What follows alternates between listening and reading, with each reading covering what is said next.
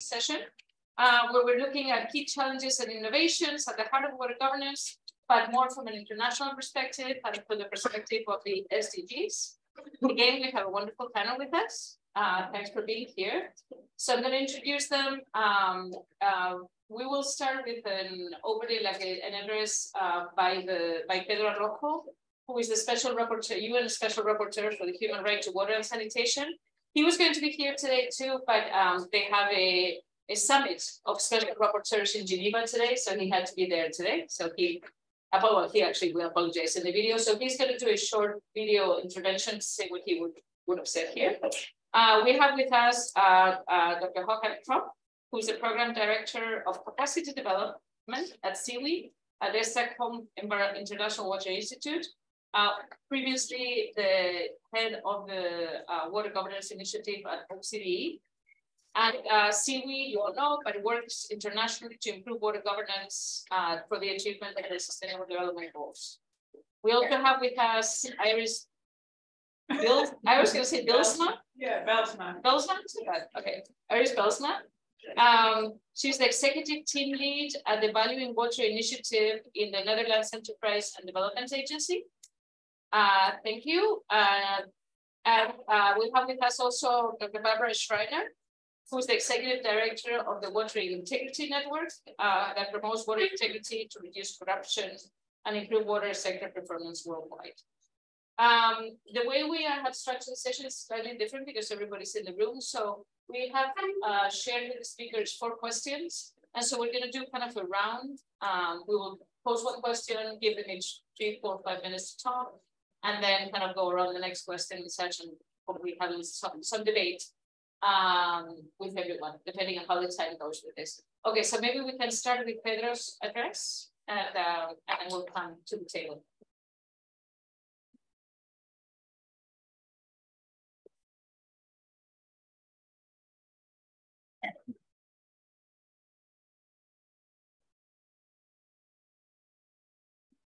And when she says that, I did not say, and I'm sorry, Iris, because I had written it out too.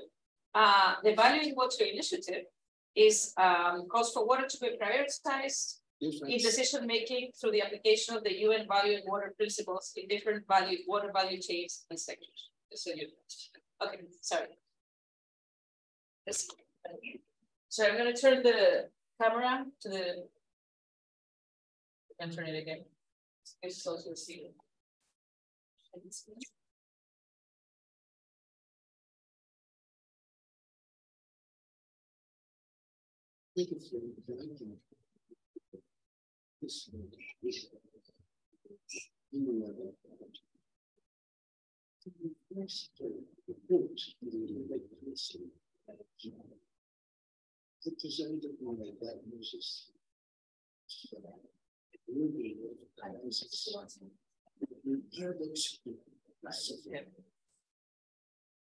Well,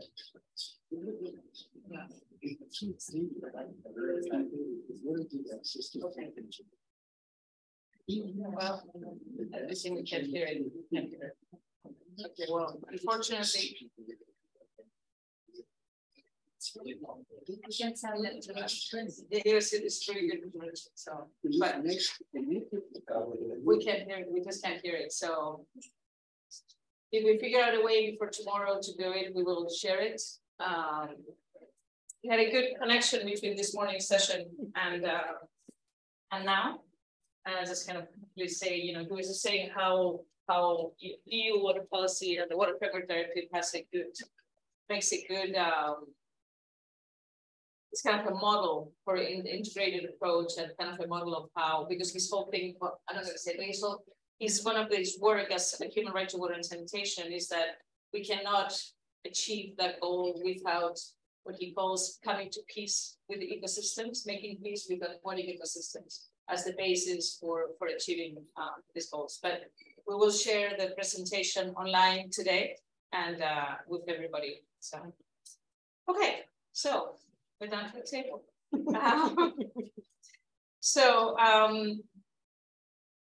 Nina and a group of ESRs that have been working on thinking about these issues over time had come up with a question that we thought was very good way of talking about these issues, to start thinking about this issue and make it a little bit more personal. So the question was, if you can share with us a story or an anecdote that demonstrates how or which values and ethical principles inspire your work on water governance. Something very critical as we work with sustainable development goals. So maybe I'll change it. We can start with Iris and then hand this way, and then we'll do the other one. Yeah. So thank you for the questions. And I see as well, as already said. And when I read the question, I was thinking of like an anecdote or a story to tell you, but I came up in the end with a feeling that I had, and I think a feeling that you can all relate to.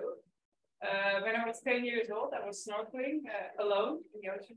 My parents were at the beach. And then I was putting on my glasses and looked into the ocean, right? And felt the beauty, but also the unknownness, the mysteriousness of that ocean. And I felt completely as being one with the water, with the ocean.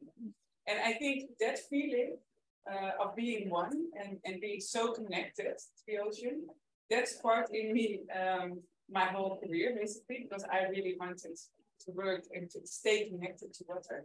But also, I think that feeling is also very much missed or not there anymore when we feel water, when we take a shower in the morning, when we wash our hands. We take the water still as guaranteed, and we don't see the true value of water. And that's also the relation to the Valin Water Initiative. I would like to bring that true value, that true feeling, the connection of mind and heart back to the decision-making process. How do we really value water? Because it is life. And I don't think that we, sometimes, I think we are all agreeing on that water is important, but there is a whole world out there that doesn't see it the same way. So I think when I'm thinking of the Valin Water Initiative, we try to bring that feeling of the true value of water back into the discussions and the decision-making processes, but also try to raise awareness among those that are not necessarily always involved in water, and to bring those, let's say, underwater training, and to create that connection to water that's not always obviously there. So I would like to share that feeling as an anecdote. Thank you. Goes very well with Pedro's approach now to the human right to water and sanitation. All right. So yeah, it was an interesting question, actually. I spent some time in anecdote about my values. I mean, I think for me the reality is, and I was struck by listening to the previous discussion about the European Water Framework Directive, how different my experience of the world is. I grew up in South Africa. I grew up under apartheid, in a country in which the majority of the population were oppressed, did not have access to resources, didn't have access to water for productive purposes, didn't have access to land. A middle-income country, but a country with one of the highest Gini coefficients in the world. So the very rich and the extreme were side by side. So I grew up in an experience of profound injustice on racial grounds, on class grounds, on gender grounds, and was an activist from early on. And so my whole relationship with water governance is informed by that and by the need to be an activist. Even when I was in government, I considered myself to be an activist in government.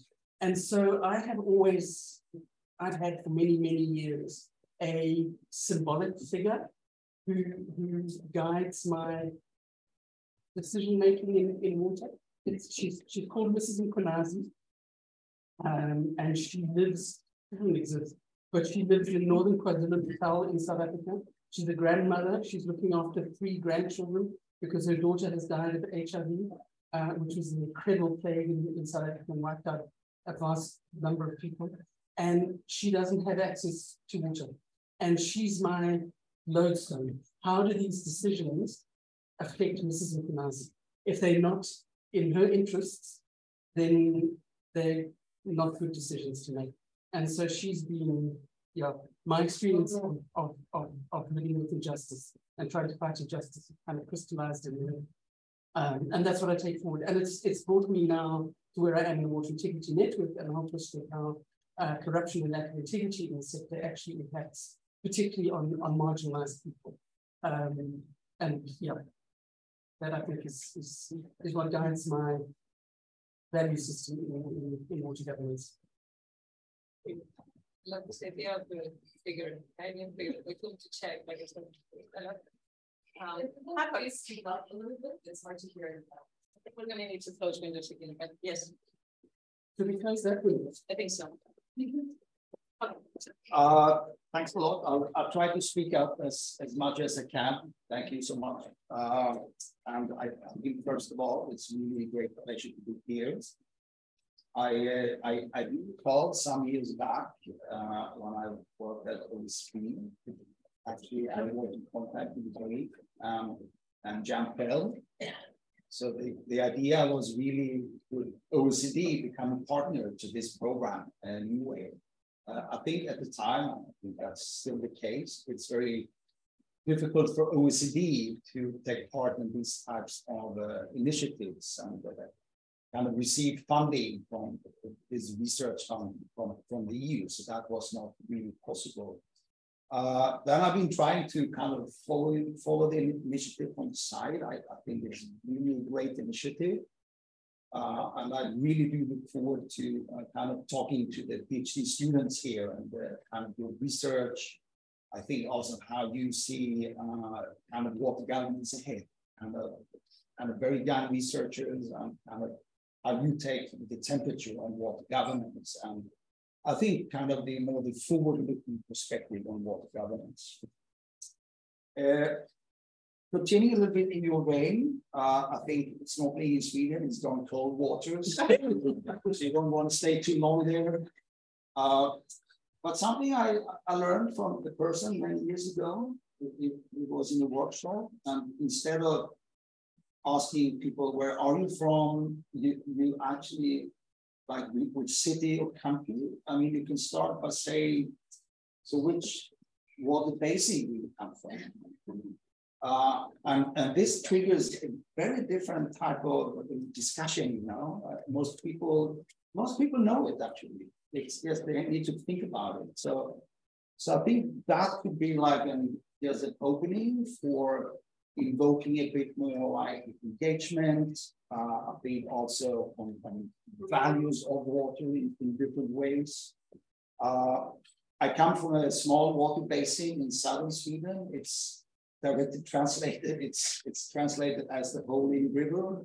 It's not the Jordan River at all. There's so many memories around this river, taking swims, fishing, kayaking. So I think this is really a good way to start a conversation and invoking like these more ethical and value-driven types of issues. I think then when it comes to governance itself, when we do work on governance, I, of course, always did like the normative aspects of governance, what is good governance, and we all have different views on that. I think typically I try to look at governance as a neutral way as I can. It's neither good, it's not bad. It's actually like a system of institutions, relationships that can lead to good outcomes or bad outcomes. So in any system, you have governance. So I think also this could be a good way on thinking on governance, that a little bit sometimes refraining from becoming too normative, especially when doing research, of course. Then, of course, governance is used as a means for creating a more just, inclusive, and sustainable, equitable society. So in this sense, kind of more like an ethical-driven governance, value-driven governance is of course very important for the type of system that is there or that you want to develop that can lead to these types of outcomes that you would like to have in a society. 20 years back, I had recently started to work with CV, and the then director of CV said to me, okay, Håkan, you've been working on governance for some time, so at the World Water Week, we will do like high-level panel, and I want you to drive it, and I would like you to think of like a new issue, something that is really missing in the water sector. So then I was thinking about this, also speaking with some colleagues, and basically arriving at if I were to choose one issue to work on related to governance, it would be corruption. So hence we created this event on corruption in the water sector. It had never been done before. It was the first time, and this event became like an instant success. So immediately people started to say, oh yeah, what will you do next year? How can we continue this agenda? So it really created a demand, or was responding to a demand that was there already, but which couldn't be articulated at these international water meetings. So I think this really opened up this whole debate on integrity, corruption, and actually this very events eventually led to the creation of the Water Integrity Network. And of course now, I mean, that whole agenda lives its own life in different ways. But I think it also shows that it's very important to make some of these very politicized issues visible. And I think governance can be allowed for that in a good sense. I just thought that. Thanks. Thank you.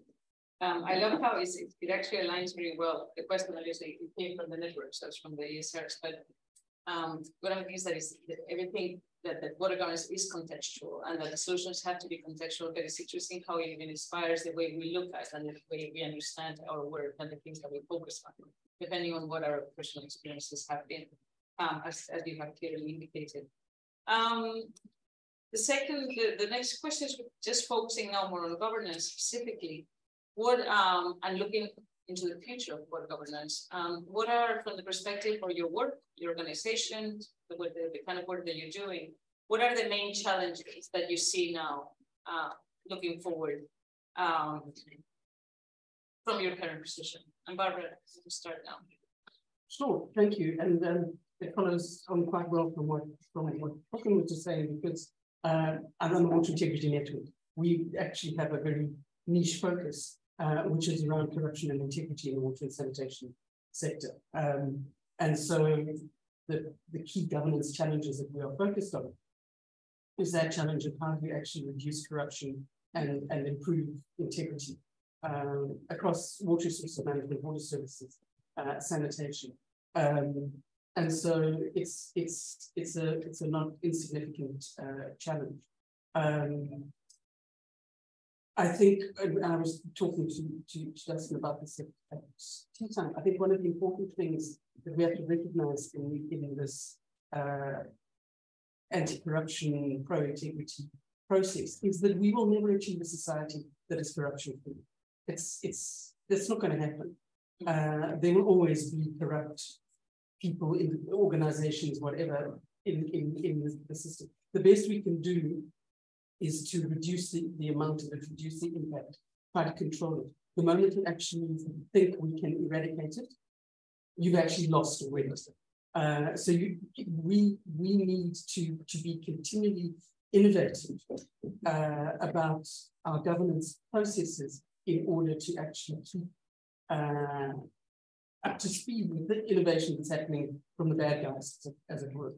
And so it's really important to keep that as a critical element of the governance. And for me, it plays out across a number of levels. One of the things that I think we think of water governance, we think within the water sector, but actually there's a whole lot of governance issues that affect the water sector that aren't specific to the water sector. One of those if we're starting at the really macro level, looking at issues of development, is the whole issue of the global tax regime and illicit financial flows. And I raise it because the most recent figures I've seen is, for example, $89 billion flowing out of Africa on an annual basis in illicit financial flows and tax avoidance. That's money that could be going into putting services in for people, managing water data, etc. What we see instead is that the alternative is now, let's use blended finance, let's have more loans, etc. And what actually happens with loans is they have to be repaid and they get repaid to the north. So you're seeing a financial flow out of the south again. So at a macro level, there's a governance issue that one doesn't think of being a water governance issue, but it is critical actually to the water sector. Then we face issues from the issue of grand corruption, which is like at the big corruption at the high government level, whether it's ministers or senior civil servants, etc., and can be really big. And I mean, I'm a South African. We perfected state capture, so like it's, you know, we threw away trillions in 10 years. But so there's that level of corruption that you have to deal with. And then at the institutional level, so how at the utility level or the river basin level, etc., do you actually ensure that you're really putting in place strong focus on integrity, and not just on the technical issues, but also on integrity and how you actually measuring it. You know, the whole question of water grabbing is something that falls into the whole terrain of corruption and integrity very, very clearly. And then we go down to the what's called petty corruption, which is at the other end of the scale, which is with the interface with the individual citizen in a sense, where people are having to pay bribes in order to get the services, get access to water, etc. And one of the things that we are very concerned about is the whole issue of sex torture, where women are actually paying for water with their bodies, which is not recognized as gender-based violence, because often it's consensual, but it's also not formally recognized in most parts of the world as a form of corruption. And so it falls between the cracks and it doesn't get dealt with anyway. I could go on, but maybe I should stop there. Okay. Håkan, from the perspective of, I did one thing you were saying is in the oh, you said, oh yes, when you said, sorry, I was just, I had really linked with what Sergey had said. I thought it was interesting how you said that once you say that it can be eradicated, then you can achieve the goal. That is something that is achievable, but then you lost the battle. That is interesting because I think it has a lot to do with also with the way you look at kind of whatever water management, water governance goal you have. I mean, the fact that the goal will, the perfect situation will never be achieved, and you just have to kind of constantly create the institutional setting and the governance setting to advance in the goal, but not actually reach it. Sorry. The CV, water governance, that's really our bread and butter as an organization. So it's really something we are trying to apply. I mean, we were in this more research policy practice interface. So I think we are acting as a bridge many times. And of course, we do some research, but we also have to rely on like NEWAVE and other type of really strong research network. So, so then I think is then really how can we make this type of knowledge, research, seeing research in a very broad sense, not only in universities, of course. How can we translate that into so that like the average water manager sitting somewhere in Sumu, Kenya, for example, that it kind of resonates with that water manager? How can we provide some very practical tools? How can we be part of promoting, facilitating capacity development? So I think these are some of the things we try to do as an organization. And where we see governance as a means towards something. Of course, there could be some governance aspects that could be means in itself, and could be some values in that. But I think mainly in our work, it's really how what roles governance can play when it comes to delivering on what I would call different types of water management functions, like coordination, for example, across sectors or even within the ministry. Multi-level governance was mentioned before in the presentation here about the EU. So how do we work with that in a practical way? What does it mean in terms of the system you need to have in place to deliver on that? I think it's water allocation, for example, permits. How can you organize consumer redress, influence? So that they're planning. So there's a whole range of these water management functions and where governance and how you organize yourself as a society gets very important for your abilities as a country or as a municipality, and how you can deliver on some of these water management functions. I think from my personal point of view, I'm leading two programs. One is called Water Corporation Global Outlook Report. We are hoping to launch the first edition a bit later this year, hopefully after Water Week. It's meant to be a periodic report where you assess a country's preparedness for water cooperation and at different scales. So I think in the first edition, we looked at and where we have defined cooperation entailing governance, financing, leadership, also enabling environment, also joint programming between different entities. And where we look both transboundary, but also nationally and subnationally. So I think hopefully this can create some very good insights when it comes to working with cooperation at different scales. We will also do more like a global assessment, making use of SDG 6 indicators. Also the GLAS reports indicators by, I think it's WMO, UNICEF, who's behind the GLAS report. So we will take this global data and we package that into a water cooperation framework, and then we'll see what we get out of that. So it's quite exciting actually, and we don't know exactly what will come out of it.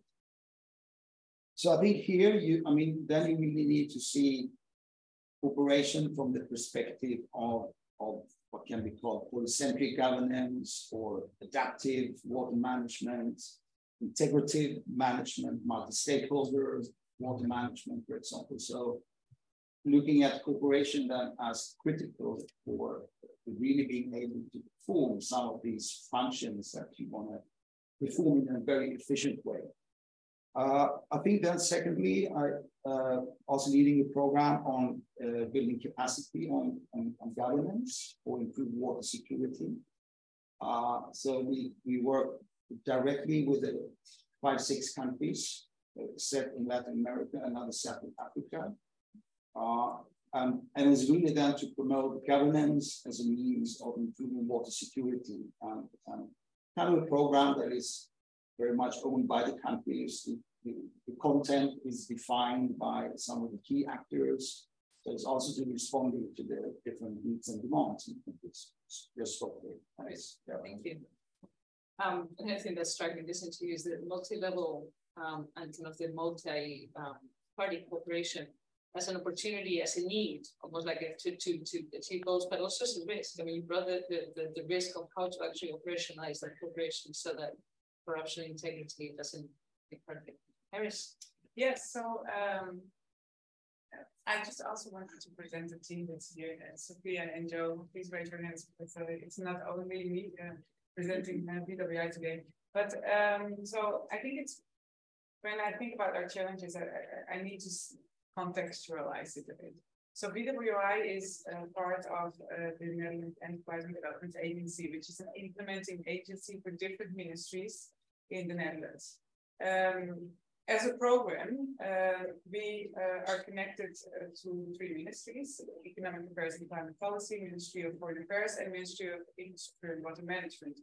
And our program in itself is a little bit different than other programs from RBO, because we are a co-creating process with policy.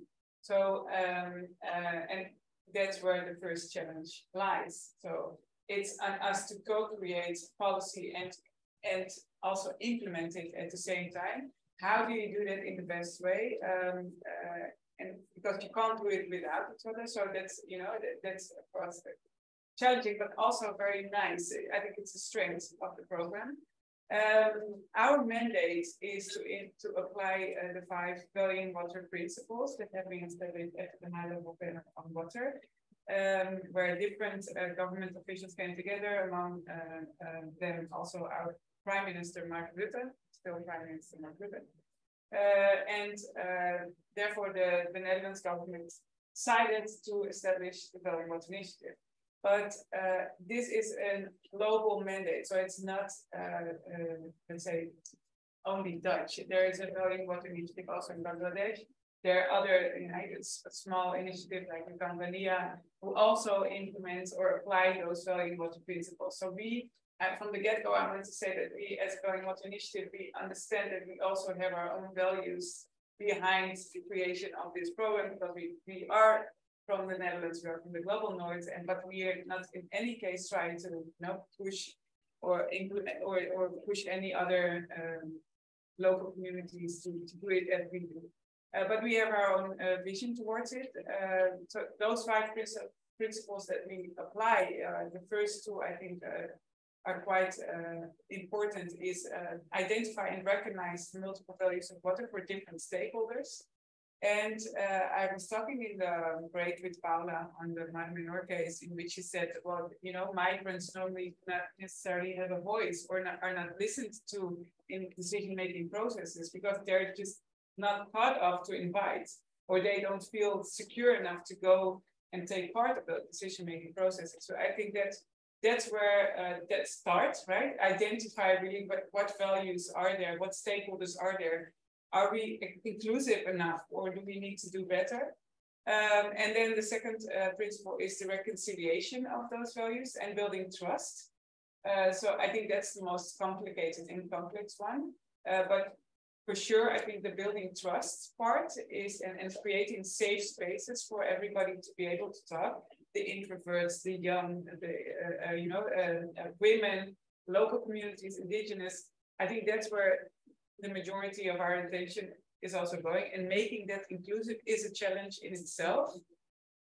So therefore, I am also very glad to be involved in, just like Håkan said, in this process of NEWAVE, because you also open up our minds, right, of the paradigms on which challenges lie behind us when it comes to water governance. So that's a big challenge to us. But then there are other 3 principles, which is educate to empower, protect the source. That's the basics of it all. And then innovate to invest. A very big challenge of our program, and also for RBO, is we all work in water, and we are convinced that we should work in water. There is many other sectors, if you can call it that way, that are impacting water or the decision makings on water, but that they do not necessarily always work with water. So we have a very strong work stream in the finance sector, in which we collaborate with Series and CDP mostly, both NGOs. We have 2 tracks when it comes to finance, and we're really trying to place water higher on the finance agenda. The first track with Series is we are in collaboration with them to involve investors more into the water decision-making processes. So we have a Valin Water Finance Initiative, into which around 19 big investors, so pension funds, asset owners, asset managers, signed up for that Valin Water Finance Initiative to do better on water, to implement corporate expectations on water, or to push corporates to implement corporate expectations on water, to place water on the agenda of those big corporates, and you have to think of Nestle, so the big corporates. And in total, there are 17 trillion assets under management that have signed up to place water higher on the agenda of the investors group, let's say. And also in that group, which was a little bit different to what we are used to, you know, they speak different languages, they communicate differently, but still now there's a movement going on in that investors club that they say we have a fiduciary duty to invest sustainable. And if you don't talk about water, and you have to talk water when you include invest sustainable. So there's this movement going on, and at the same time we also work with CDPs, the former Carbon Disclosure Project, with and OECD and the Water Footprint Network on trying to see an action pathway forward of different finance institutions, so banks, but also other finance institutions. What should they do to be responsible what should they do in order to take water into account? And we try to push the disclosure of information from corporates. Let's say we want them to disclose their water data so we can take better action when it comes to water. So we apply those 5 principles, but the main challenges are not necessarily for me within the water sector, also not within the RVO water department, but it's really convincing the other ministries to be involved, other sectors to be involved. Because water, ultimately I would like to talk about governance, but knowing that water is always there, not separate water and governance, right? So I think that's a big challenge, but we can do this. And you're both very aligned in having that reflection. I think it's interesting. Yeah, it's very relevant what you just said with the next question. We wanted to think about part of this network went to New York to the UN Water Conference. They were there in March. And as I imagine in many other environments, it sparked a lot of debate about what it did, what it achieved, what it means, what it implies for the future. A lot of what the role of the other, the private sector was in that conference, what role it should have into the future in achieving the goals. And so there was a lot of debate about that. I think you've addressed some of these issues already. But so thinking about it, what do you think from your perspective are the primary implications, if any, also of the water conference for water governance looking forward from the perspective as the SDGs? You know, has it shifted the agenda at all? What is so start with you, Barbara. Oh yes, you're right. Yes. There's the issue. It's a good one. I was thinking of it. I was thinking, well, is the glass like half empty or half full on this issue, and more the international processes on water and governance? I'm more leaning towards it's a bit more half empty than anything else. I also trying, especially working with governance, I also tell myself frequently, don't listen to what people say. I mean, really watch what you're doing. So I think that's like something that I try to be guided by at times in life. And can help you sort out certain things. And I think it's at this conference there was a lot of good words being spoken, but actually when you look into actions, it's not that much coming out of it. So I think then you can see the mere fact that this happened for the first time since 1977, Mar del Plata Water Conference. Great. It may be the start of something. It will take much longer. It's not something we will resolve here and now, but at least it's a start for something. I think also it also depends on what segments you participate in. I was in New York for this week, so taking part in some parts of it. I felt like it's quite strong presence for women's groups, youth, indigenous peoples, for example. So I think that these were fairly strongly represented. I don't think that was necessarily reflective of what came out of the conference.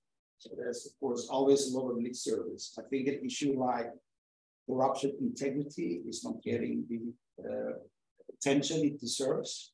And yet again, in this type of conference, I mean, it's not really mentioned in any declaration or environment documents. I would also say, I mean, the conference was not set up for success in the first place. I think this is important to keep in mind. It was set up as a midterm review of international water decay. The member countries of the UN, they didn't want to have any negotiations. They just wanted to make statements. So actually there would be proceedings, which is just a collection of different statements from countries. That's it, basically. Then, of course, and I think both the Netherlands and Tajikistan really tried to make the most out of it. They were starting like these voluntary commitments leading to water action agenda. This is like a very informal outcome of the meeting. And of course, where the challenge is, I mean, there is no formal follow-up process to these actions that were committed by different actors. CV as an organization, we were part of a few of these commitments. I'm sure there were many others making similar commitments. So I think it remains to be seen to what extent the UN system can somehow provide some type of process where this can be followed up. Right now, for the Stockholm Water Week, that functions also as a platform, of course. So that's something we're trying to use as a constructive place where you can have debates, you can, as a participant, you can do whatever you want there. Talk about your progress, for example, with your commitments, you're free to do so, of course. So I think here it's really, yes, there were discussions to establish this new scientific committee for water, like IPCC, but for water. This is, of course, positive. If this happens, I think it will be critical to make sure there are competencies on governance in such a group. I think there are big risks. It will be more kind of leading towards the hydrology, engineering, infrastructure, those types of things, which are needed, of course, that has its place for sure. But it's really critical that such a committee also will reflect more the software of water management, like governance and other issues. Same with the UN envoy for water. I think it remains to be seen what that will be about. It's like with the committee, who will sit there on what mandate and what resources can be kind of leveraged through this. I think these are just big question marks as we sit here right now. I think then just to finalize, and what I would see, looking then at the international water governance architecture, it's of course very fragmented. It remains very fragmented after this conference. I think there were maybe must have some hopes they would address at least some of the challenges and the issues. I didn't see much of that. And where there are, like the UN Water consists of 30 plus UN agencies working on water. So it's a Herculean task of coordinating these UN agencies. There is a number of different conventions, like the Moral Transboundary Waters, the non-navigational uses of international river courses. We have the UNECE Convention on shared waters, and also water health. You have protocol number 15, water as human right. So of course there are various UN documents. You have the SDGs, for example. So I think these things just perpetuates the fragmentation. So I think in this sense, if we, at least in that international system, if we are to make progress, there needs to be like a clear home for water, and where water can be dedicated, discussed more like on an annual basis as part of the UN system. I think now it comes up every 5 years or 3 years or whatever process is there. You know? So I think it takes really like an overhaul of the international water governance system as by the UN system. Yeah, then you can also argue is that there could also be other places like multilateral collaborations outside of the UN system. Maybe it's more constructive to work with, you know, but not saying that UN is everything necessarily, but still it's the like normative entity that is set up by the member countries and is there to drive these normative issues as well as supporting developing countries in particular when it comes to implementation and support in different ways. I just thought it. Thank you. Yes. What can I add, Håkan? Oh, I just. Yeah, so first of all, I mean, me personally, I was very honored to have, you know, in my life, the UN Water Conference. So just in itself, I think it was positive to happen. And we also saw, being from the Netherlands government, how it works. And we got an insight on how passionately the whole team worked on under the leadership of Håkan, but also Sultan Tajikistan. With Håkan, the former water envoy, how willing and enthusiastic they were to organize this, and how much efforts they put in. They tried to gather all the stakeholders possible, and I think they did very well when it comes to social inclusion. Youth groups were represented very well. Women groups were there. Although you can have your critics, but you know, different voices were there, and I think that for me was quite nice to see. But at the same time, I mean, there's so much more to do. There was a lot of power and a lot of energy going up towards the UN Water Conference, a lot of momentum, and I think a lot of collaborations were established towards UN Water Conference as well, but still sustained. That will also maybe have a session at the Stockholm World Water Week, but also afterwards. So that I think was great to have that momentum, but that's just one step and one station in the whole longer process. I know also that the team was wanted to get more out of it, and not only voluntary water actions, but wanted to real commitment. But that, you know, didn't work out, and it didn't work out for reasons. So we have to ask ourselves why did it not work out. And also when we talk about food and food security or agriculture, only 11% of the water actions on the water action agenda relates to the biggest water users. So it's like, there's still some challenges that need to be tackled. But overall, I was very pleased to see a UN Water Conference, and that gained so much momentum. So I have good hopes that we can continue doing so, but on a more regular basis. That would be nicer. A bit more consistent progress. Yes. Yeah, I'm not sure there's anything to say at this point. I mean, I agree with pretty much everything that Håkan said. I mean, I think, the UN system is a very complex system. And the mandate there was a very specific mandate for the conference. And once the UN has given that mandate, you can't actually then, as the organizers, go, well, actually, it would be nice if we did something different. It's not the way it works. And so it was, in some senses, bound not to meet people's expectations. The water sector, we all hoped that it would come out with something. I mean, damn it, it was the first time in 50 years that it was happening, that it would come out with something that was going to be transformative, and it wasn't.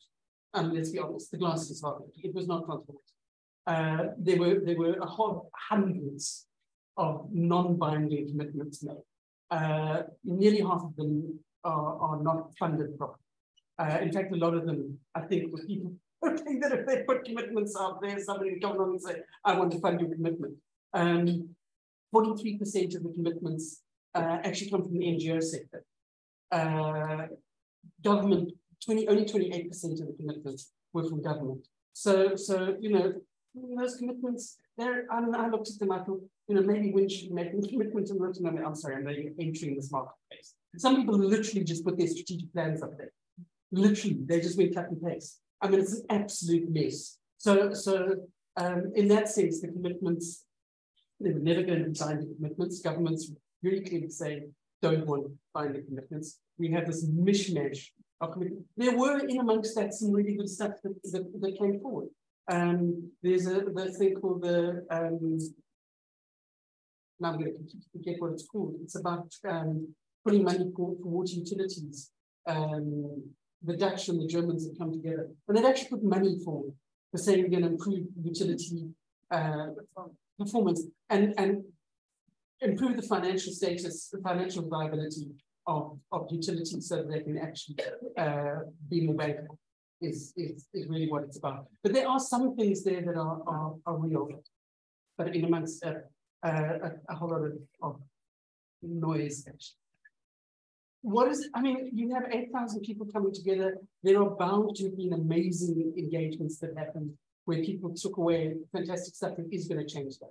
And water governance actually happens at the local and national level, and then it's transboundary level. It doesn't happen at the global level. There is this discussion around water as a global commons. Yeah, great. It's not really going to impact on what happens at the local or the national level within my lifetime. So it's really hard to measure the impact because a whole lot of stuff may have happened in the conversations in the coffee room between people who wouldn't otherwise have met.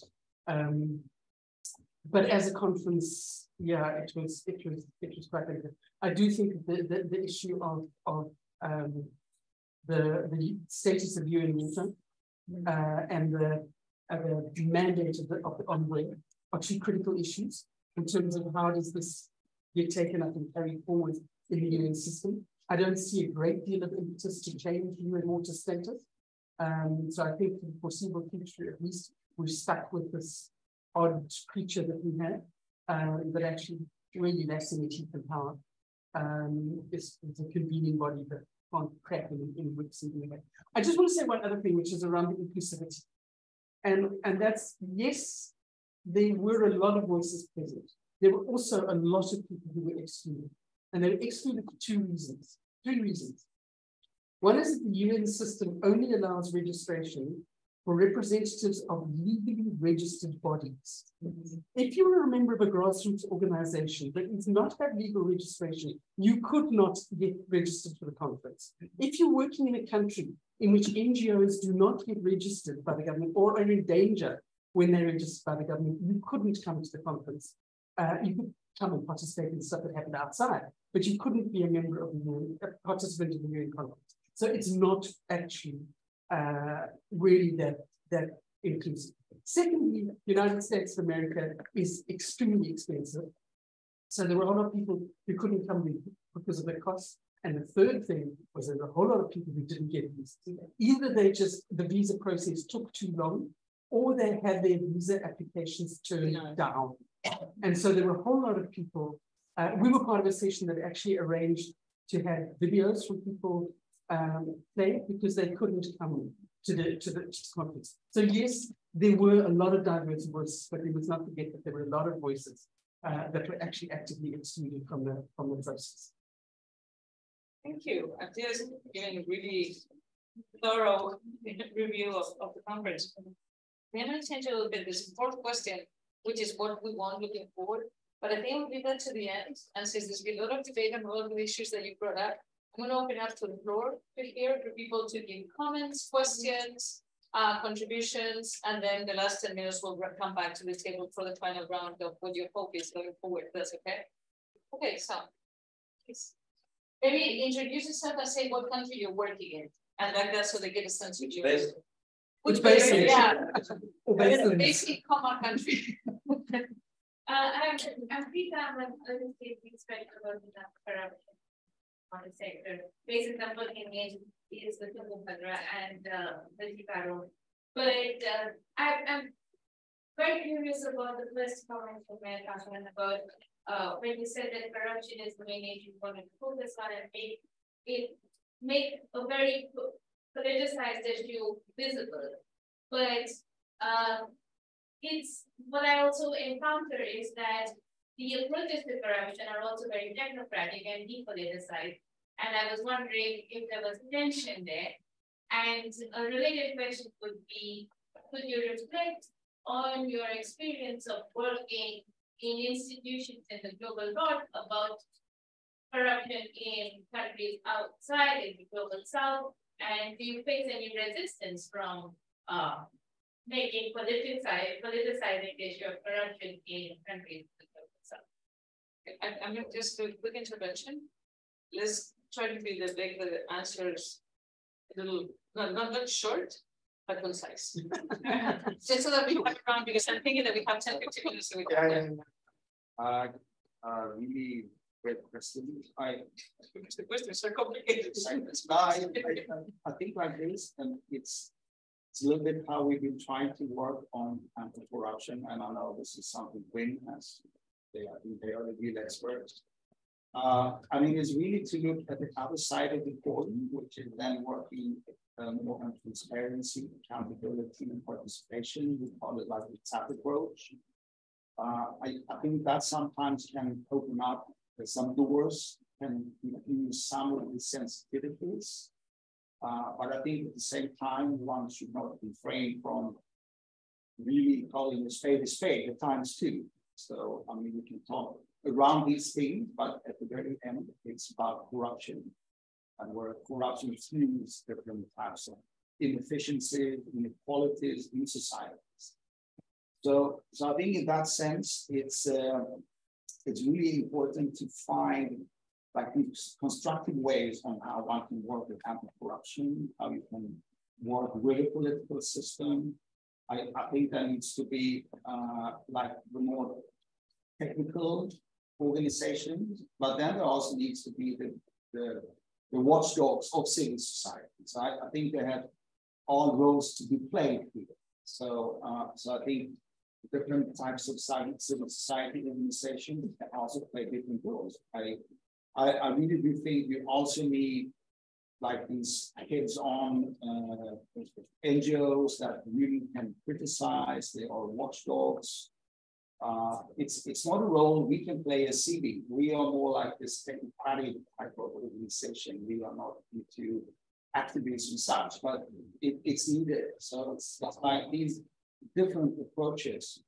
I think then the second one, I think very quickly working with anti-corruption. I think the way I look coming from Scandinavia, coming to developing countries, kind of teaching these things. I realized quickly you cannot do preaching. That's not how it works. I mean, you also need to understand the dynamics of corruption and how people, many times, they are left with no choice or very limited choices. So I think in our work, it was something we always were emphasizing.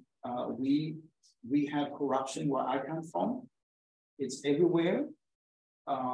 So it's very important that you don't sit on your own high horse, so to say, but you also acknowledge that for a farmer in India to get his irrigation water, he may be pressured to pay some extra, to have the right amount of water at the right time.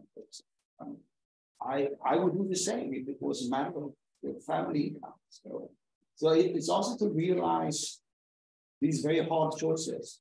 I think we try to work with these social dilemmas, also where you use some cultural aspects and corruption, and place issues on the table just for debates and discussion. There may not be like any given particular answer to there may be different views.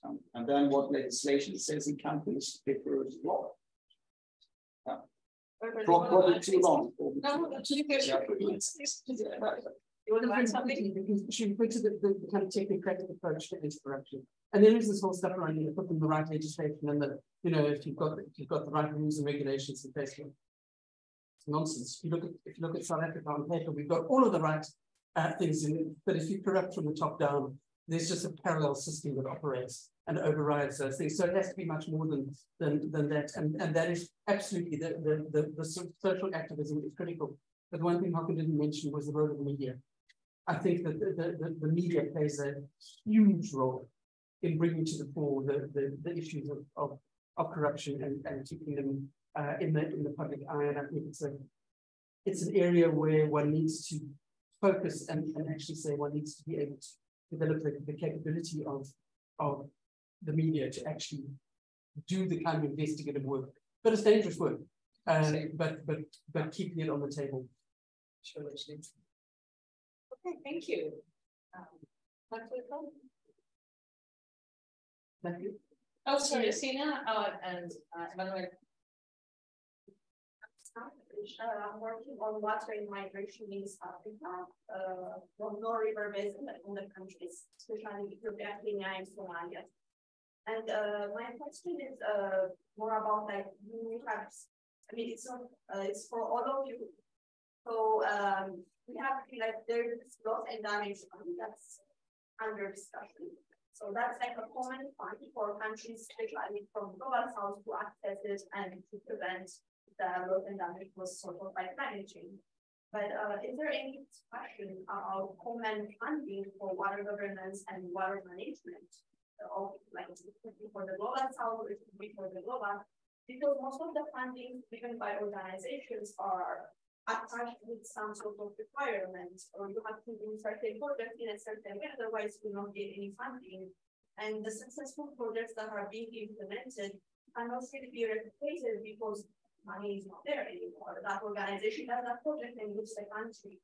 So if we want to say achieve the sustainable development goals in which we are really not on track at all, we need some sort of common funding for all of us available so we can absolutely replicate and expand this kind of project. So is there any discussions on the way? If not, what will it take to start those discussions, and what can you, as an organization, representative, maybe what can organization like yours can do to start that kind of conversation and that kind of movement? You see that? Another really simple question to be precise about. Iris, I start and then. Yes, so thank you for the question. So when I can't relate to that specific fund, but I can relate to the criteria we as an implementing agency put into projects or programs, right? And yes, there is discussion about it on how flexible those criteria should be, and when if there it all needs to be an end date.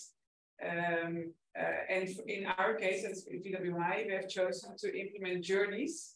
That means we know where we start, we don't know where we end. It really depends on the process, and funding goes along with it. So it's a little bit experimental also in our organization, but it does have its benefits. It does have the flexibility of taking a different direction if needed. But that discussion on criteria and how to implement, that is always taking place in our organization, yes. I'm not aware of any discussions around a common funding pool for water governance. I'd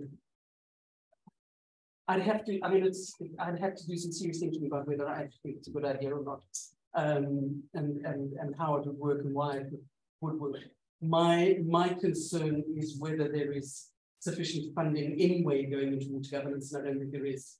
I listened to a presentation recently from somebody who actually, from the work he'd done, and I haven't seen whether it's sufficiently been verified or not, but what he was saying is, in fact, the amount of money going into water governance is decreasing as a percentage of the overall water budget globally, the sort of water aid budget. And I think that's actually problematic. I think that one of the things that we need to do is to keep the focus on water governance as being an absolutely critical foundational block. That if you don't have good water governance, essentially you're throwing the rest of the money down the drain. If it's going into infrastructure, we know it's going to go into to build, operate, degenerate, and rebuild. So without the water governance in place. So I think I can't answer your question about a water fund, but I do think that we need to keep the pressure on ensuring that water governance is high on the agenda, and that actually the various people putting money into the sector around it, including governments themselves, because it's not solely a responsibility of bilateral donors, the DFIs. In Africa, the African governments themselves should be controlling a hell of a lot better how much of the tax and the oligarch money and the government money is going offshore. But that's another question. But then actually ensuring that water governance is being funded for. Before you over, I just like to mention that that's not only a problem in the global south, it's a real problem in the global north. Many of the projects that we get funding in Spain, for instance, and I'm sure it's the same in other European countries, you get 99% of the funding goes to the infrastructure, and the public participation process gets 0.001, and says we just don't have enough money. It's like, well, if you look at it, so government is still not being funded. Thanks a lot. Yeah, I think in the first place, the loss and damage work, I think for a starter, I think that's still extremely controversial in this part of the world.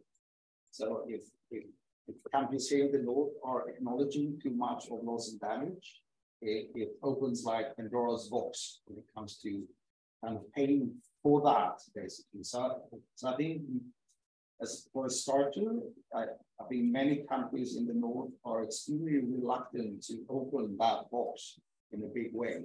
I think there's some, as far as I understand, there's some money that's being flown into that fund there. I think, and I very much agree with what's being said here. I think in general, governance and institutions, for example, when we say stakeholder participation is very much underfinanced in the first place. So I think it's a question of, so okay, how can we then increase funding for these kind of more software issues? So it's or capacity development, or just be able to participate in the process in a fairly equal way, because there's always like strong stakeholders and the weaker ones. So somehow you also need to level that playing field as a government. I do agree that there is a strong role for the national governments to play.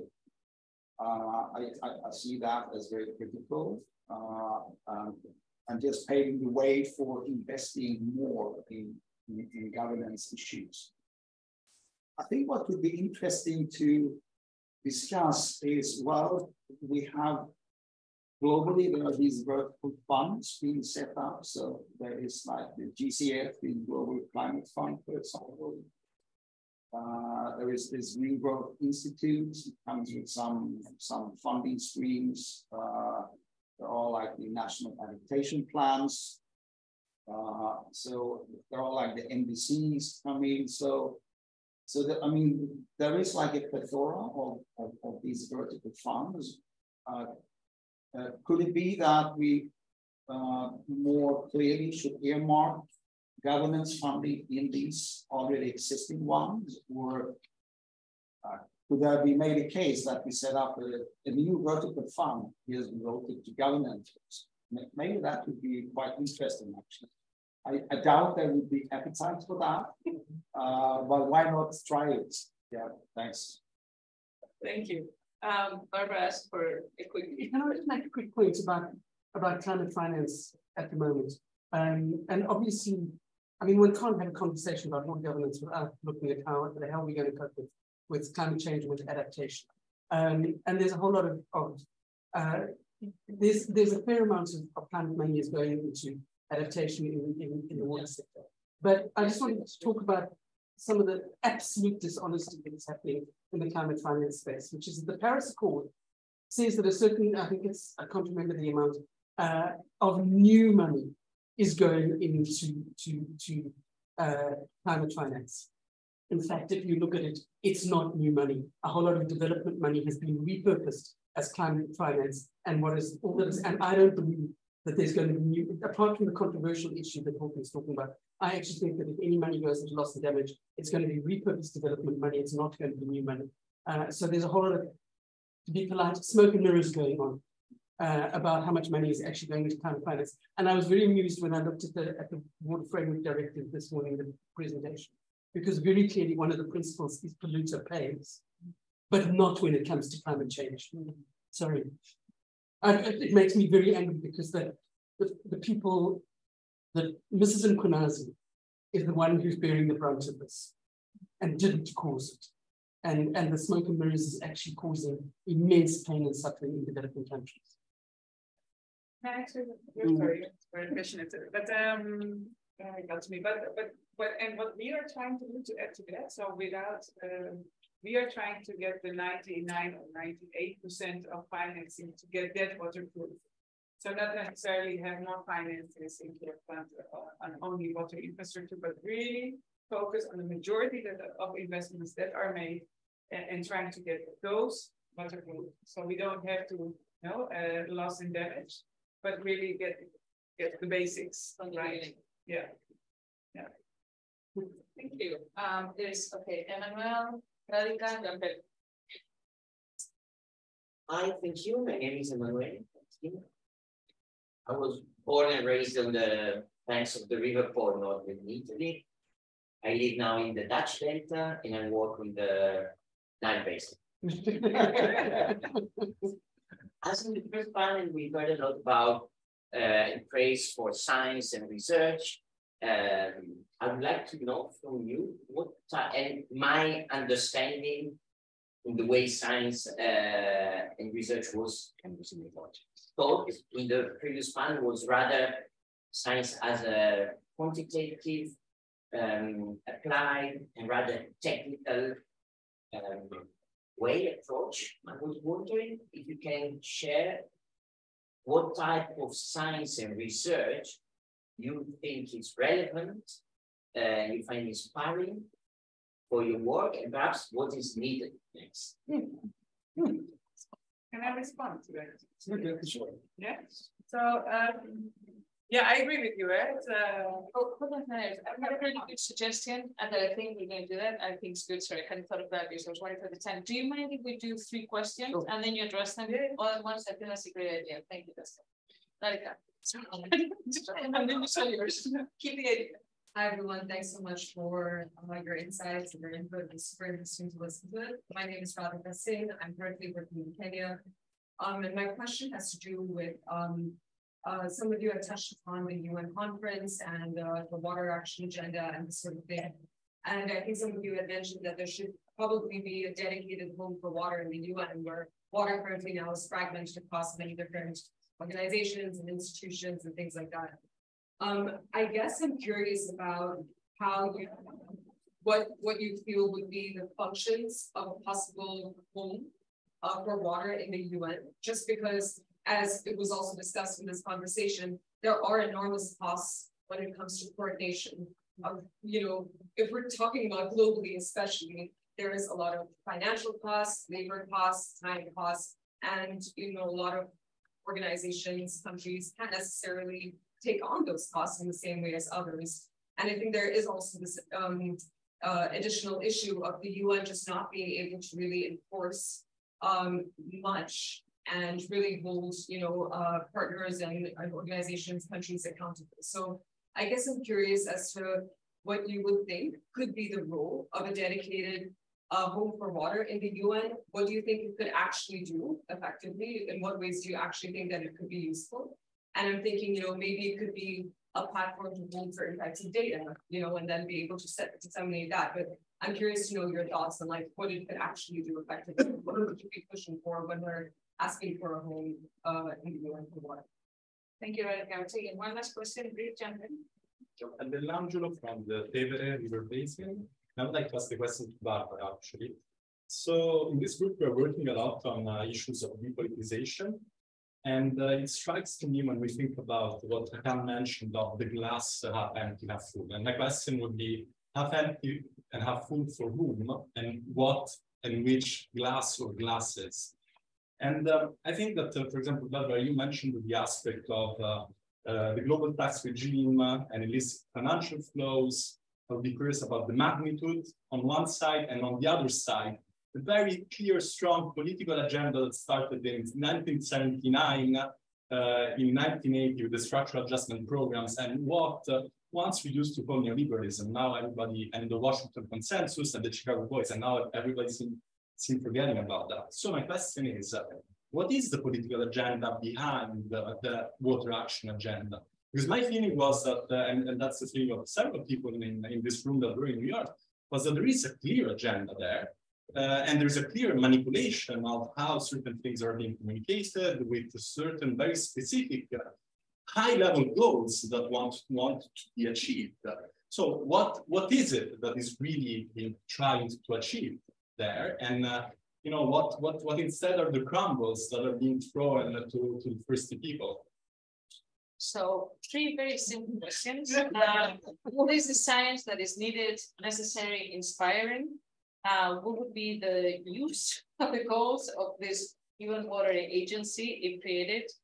And then what is the political agenda behind the global water agenda and the magnitude of the legal financial flows? So I'll give you the floor because you had it. So on the first question. So what I think that, so I'm coming from a private sector consultancy background with engineers, very technical, very, you know, sometimes economics also. But what I felt always in workshop and now also coming from the Valin Water Initiative, I think when you think of values, it's very personal, right? It's connections, it's power balance. And I think, so when I think of sciences, I think the social science, but also psychology, I think could be applied more to water governance workshop or participative processes and decision-making processes.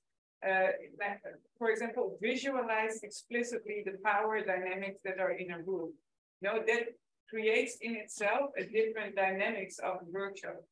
And because they're all there, everybody knows, but nobody really talks about it. So I think those are, like, for me, inspiring concepts, and just the science of listening more, listening to others, and really hear those, hear the other voices. I think that's what kept me, you know, inspired to do the Valin Water Initiative as well, because values are very personal, but deeply systemic as well. So, you know, yeah, that would be my answer to that question. I'm not sure whether I did. And you can, there are so many that you can take your pick when you prepare to move on. I mean, conclusion on your embodied. I mean, in terms of the science, you know, the technical, the biophysical information, data, that kind of research is really important. But for me, ultimately, it's people who decide what they do with it. And so, without the social science research, the rest is only partially useful. What fascinates me is how do people make decisions? Who benefits from the decisions? What influences people to behave in a particular way? In the corruption, you know, trying to understand what works.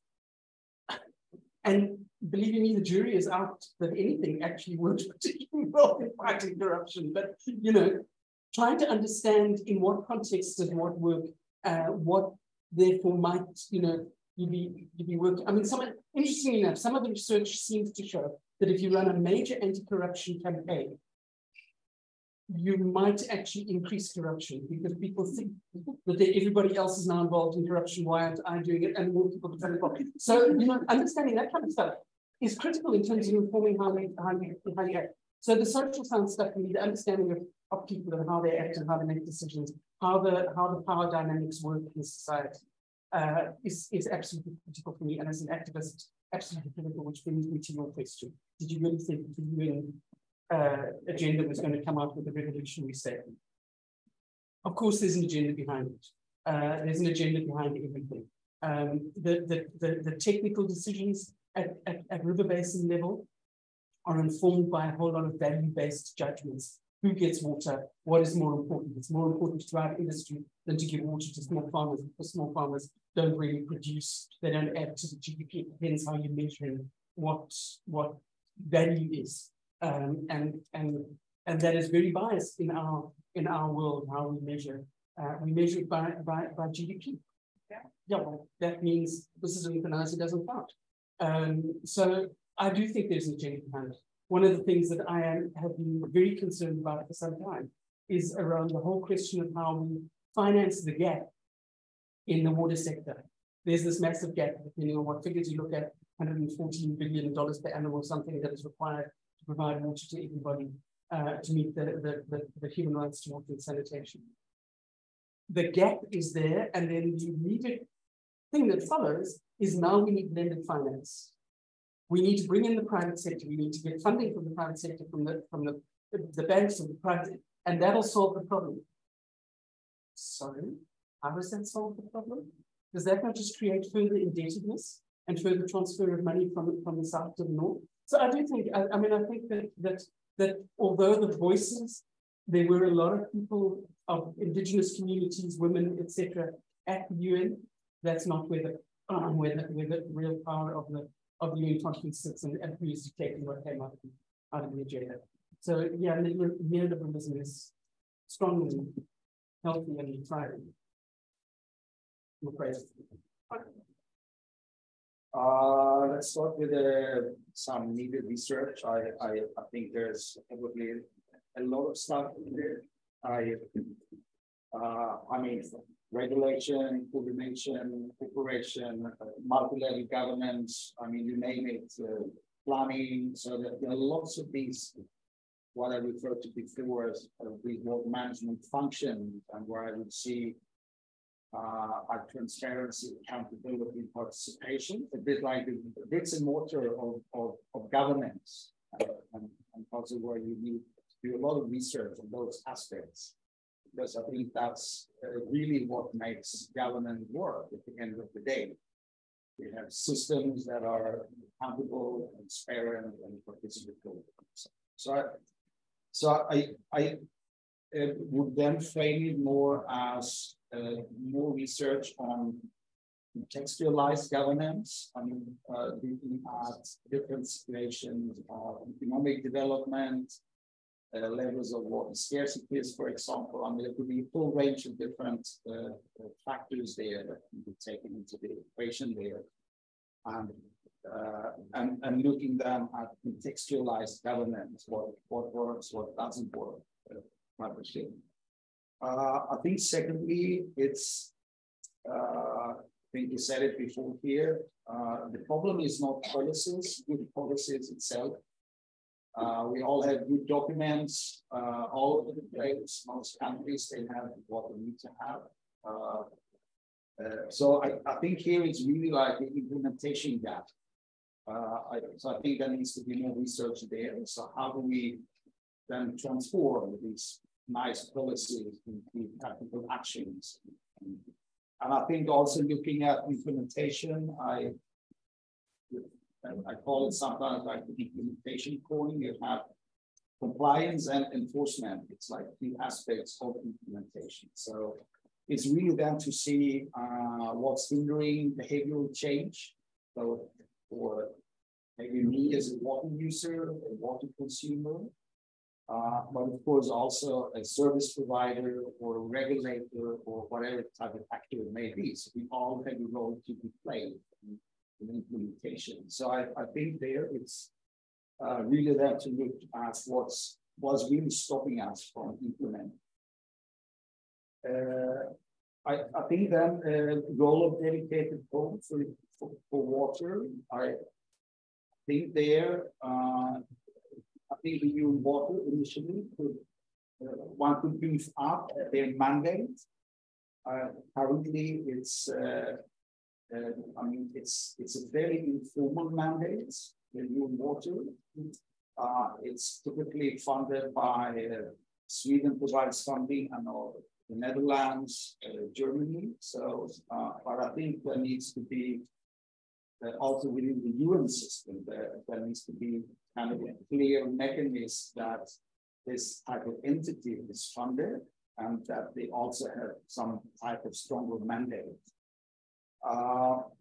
This may not take care of everything, obviously. I think we need to live with water being very dispersed. So actually what you need is a very strong mechanism that can coordinate this kind of UN architecture on water. I think also then promote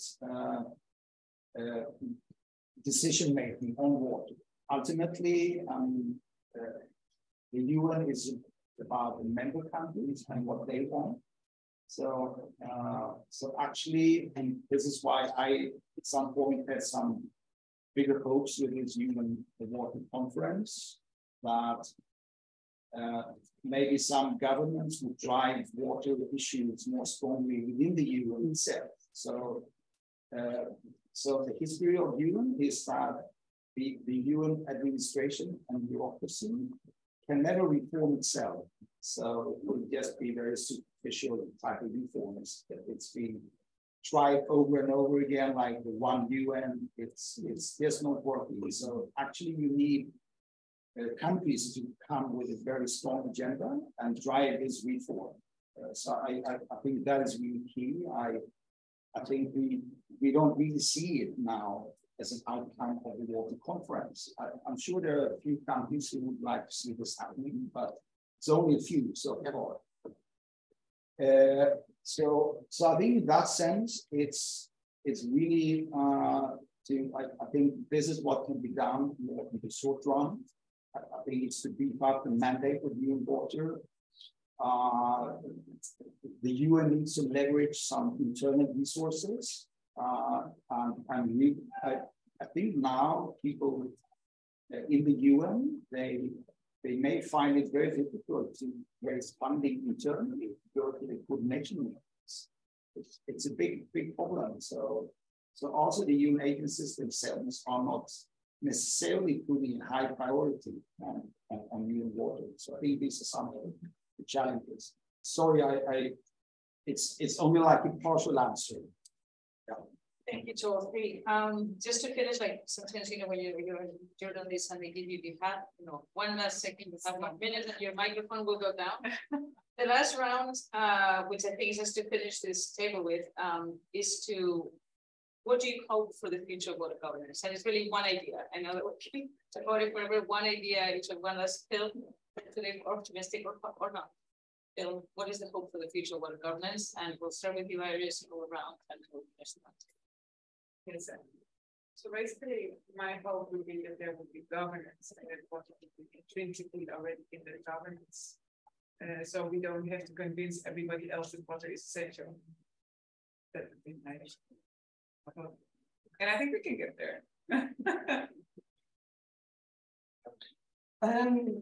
Yeah, I mean, obviously, I would like to see that the whole issue of integrity and is built into all sort of water governance processes. But I think over and above that, I would really like to see that there is more tailored water governance, specific and correct to the appropriate for the specific situation. That we don't all hold up the Water Framework Directive as the ideal and try and achieve it in places where it's absolutely not going to work and probably isn't necessary. So I think that understanding what is appropriate to the context is a huge challenge for us still. And yeah, I mean, I could wax lyrics on it, but I won't. Move away from panaceas. Not to move away from panacea, but move towards systems that work in the cultural context. You know, if I can just digress for 30 seconds, in Africa, most peasant farmers use their water and their land under communal tenure regime, which are not recognized in the formal water system. Doesn't work. Leave it there. Okay. I think my 25 cents is we need to end fragmentation. So we talk a lot about getting out of these siloed approaches. So I think it's really to do it, not only to say it. And I think one one way to do that is really to build more awareness and much more understanding of water governance among some key decision makers across a range of sectors like agriculture, mining, water, energy, manufacturing, but I think also other levels like academia, for instance. I think we need even more. I think actually you took my question, what research is needed. So that was actually what I was going to ask you. So I'll do that during the break. So and I really look forward to all those answers. So I think it's really about breaking these silos and like focusing on multi-level governance as one part of that solution. Thanks. Well, thank you. I know there are more questions, but we're kind of running out of time for lunch, but they will be here for lunch. So please go ahead and talk to them. Thank you so